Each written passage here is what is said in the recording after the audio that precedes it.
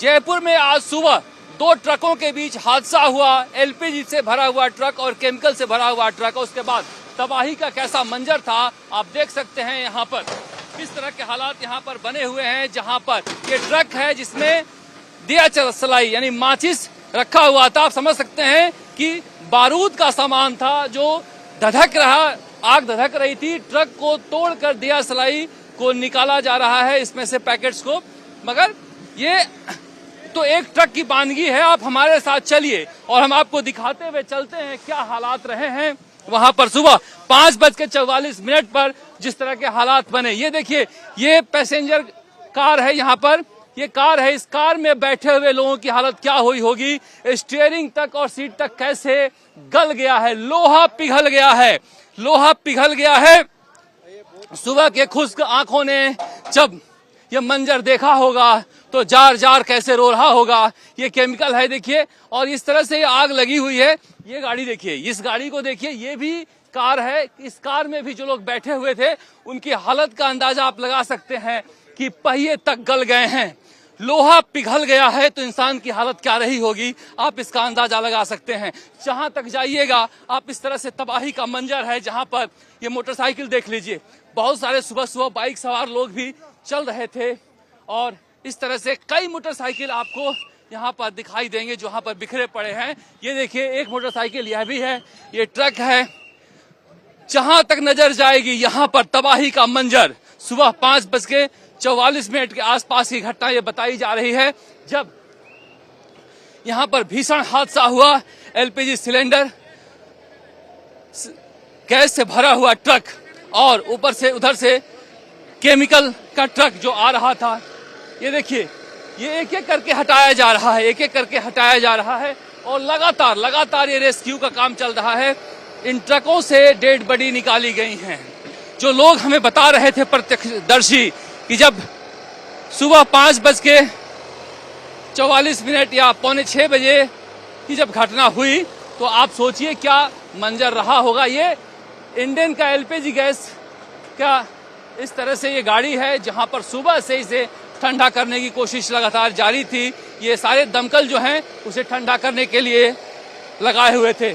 शहर राजमार्ग पर इस तरह से हर तरह के सामान जाते हैं जहां पर लोग भी चलते हैं, मगर इस तरह से दौड़ती हुई भागती हुई जिंदगी की रफ्तार यूं थम जाती है। आप देखिए, जहां तक जाइएगा तबाही का इसी तरह से मंजर है। जहां पर आपको दमकल की गाड़ियां, एम्बुलेंस दिखाई देंगी। ये जो क्रेन हैं, इन क्रेनों से सामान को हटाया जा रहा है। हर तरफ इस तरह से तबाही का मंजर है कि हर किसी को रुला गया।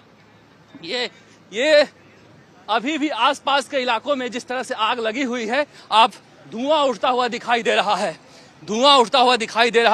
4 घंटे बाद भी अगर इस तरह के हालात हैं तो आप समझिए यही वो एलपीजी से भरा हुआ ट्रक है जिसकी वजह से हादसा हुआ है।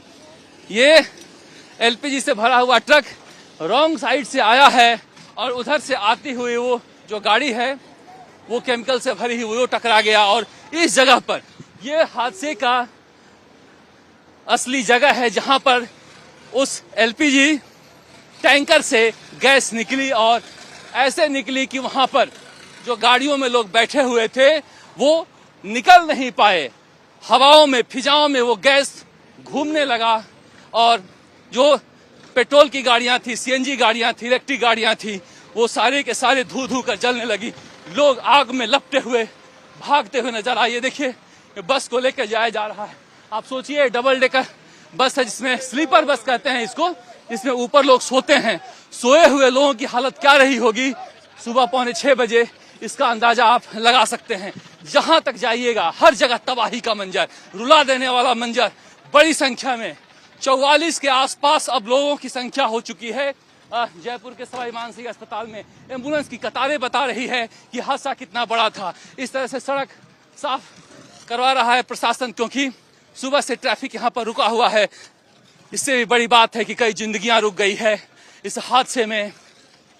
इस हादसे का जिम्मेदार कौन है? क्या कोई लापरवाही है, ट्रक चालक की लापरवाही है या फिर सरकार की भी लापरवाही है? अगर देखें तो इसमें जो ये कट है ये रिंग रोड के जो पुलिया बननी थी वो पुलिया बनी नहीं, जिसकी वजह से रॉन्ग साइड से लोग जाते हैं और इस वजह से हादसा हुआ है।